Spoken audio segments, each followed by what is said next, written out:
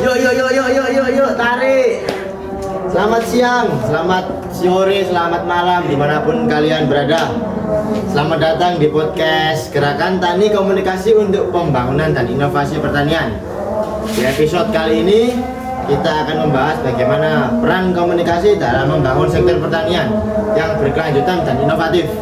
Bersama saya Oni sebagai host pada saat ini, serta 3 narasumber hebat yang dari berbagai bidang yang terkait dengan pertanian.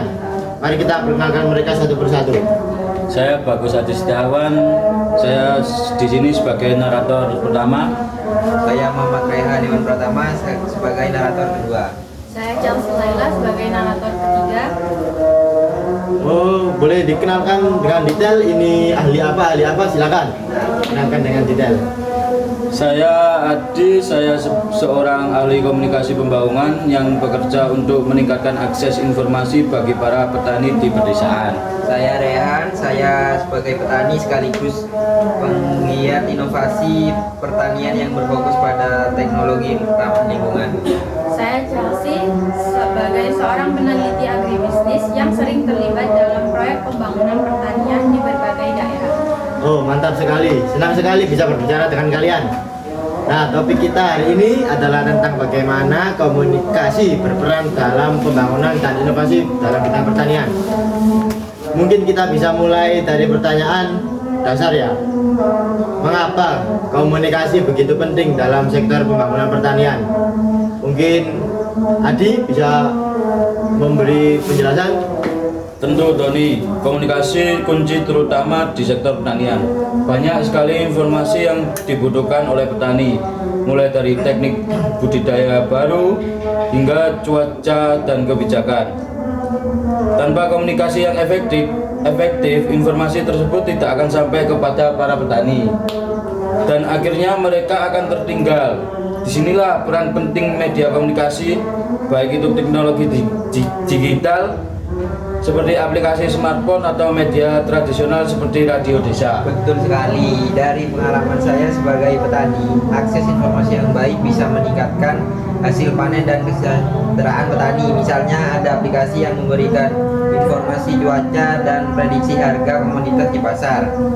Dengan aplikasi ini saya bisa menentukan kapan waktu yang tepat untuk menanam dan menjual hasil panen. Inovasi seperti ini mempermudah hidup kami, tapi perlu saja harus ada komunikasi yang efektif agar petani bisa memanfaatkan teknologi ini.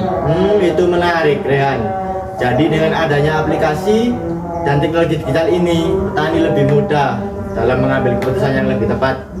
Tetapi ya, bagaimana dengan petani yang tidak punya akses ke teknologi? Kan seperti itu. Mungkin Chelsea bisa menambahkan bagaimana pandangan soal hal ini? Salah satu tantangan besar, tidak semua petani punya akses ke teknologi atau bahkan kesulitan. Itulah kenapa strategi komunikasi harus disesuaikan dengan kondisi lapangan. Di beberapa daerah, komunikasi langsung atau lewat pertemuan kelompok petani masih sangat efektif. Kita perlu memadukan berbagai pendekatan dari tradisional hingga digital supaya tidak ada yang tertinggal. Saya setuju Chelsea. Kami juga sering melakukan pelatihan langsung di lapangan. Selain itu, radio komunitas masih sangat populer di beberapa daerah. Radio adalah medium yang murah dan mudah diakses. Kami bisa menyampaikan informasi tentang cara bertani yang ramah lingkungan, program bantu pemerintah, hingga inovasi baru melalui radio. Yang penting, pesannya harus relevan dengan kondisi lokal. Jadi kunci utamanya adalah fleksibilitas sesuai dengan konteks masyarakatnya ya. Ya. Tapi dari sudut pandang petani, bagaimana kamu melihat inovasi pertanian? Apakah inovasi tersebut selalu didukung oleh komunikasi yang baik? Gimana Mas Rehan? Inovasi itu penting, tapi tidak semua inovasi langsung diterima oleh petani. Ada yang ragu karena kurangnya informasi atau penjelasan misalnya ketika pertama kali diperkenalkan sebagai sistem irigasi tetes, banyak petani yang bingung cara mulai memahami manfaatnya. terutama dalam menghemat air. Disinilah pentingnya pendampingan berkelanjutan dialog dua arah. Kami butuh mendengar penjelasan dan juga memberi umpan balik. Gimana? Chelsea ada tambahan? Setuju. Kadang inovasi pertanian terkesan dipaksakan tanpa mempertimbangkan kesiapan masyarakat. Karena peran fasilitator komunikasi sangat penting.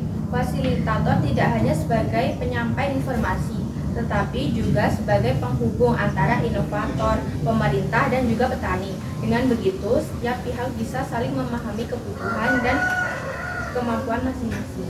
Wah, ini benar-benar menarik. Jadi jelas bahwa komunikasi menanamkan peran penting di semua tahapan pembangunan pertanian. Dari pengenalan inovasi hingga penerapannya di lapangan. Bagaimana peran pemerintah dalam memfasilitasi komunikasi pembangunan ini? Mungkin Chelsea ada yang Menurut bisa saya, disampaikan ya, silakan. Menurut saya, pemerintah memiliki peran yang sangat besar. Banyak program pembangunan pertanian berasal dari kebijakan para pemerintah, seperti penyuluhan pertanian atau bantuan alat dan teknologi. Tetapi pemerintah juga memastikan bahwa informasi tersebut sampai ke petani dengan cara yang tepat. Saya lihat di beberapa daerah, pemerintah sudah mulai berkolaborasi dengan komunitas dan sektor swasta untuk memperluas akses komunikasi ini. Ini langkah yang bagus karena kita bisa mempercepat proses adopsi inovasi di lapangan. Wah, sepertinya sinergi antara beberapa pihak ini mulai terjamin ya, sangat dibutuhkan.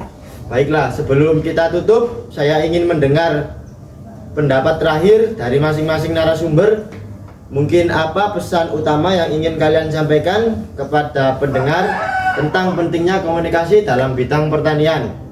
Mungkin bisa dimulai dari Mas Adi.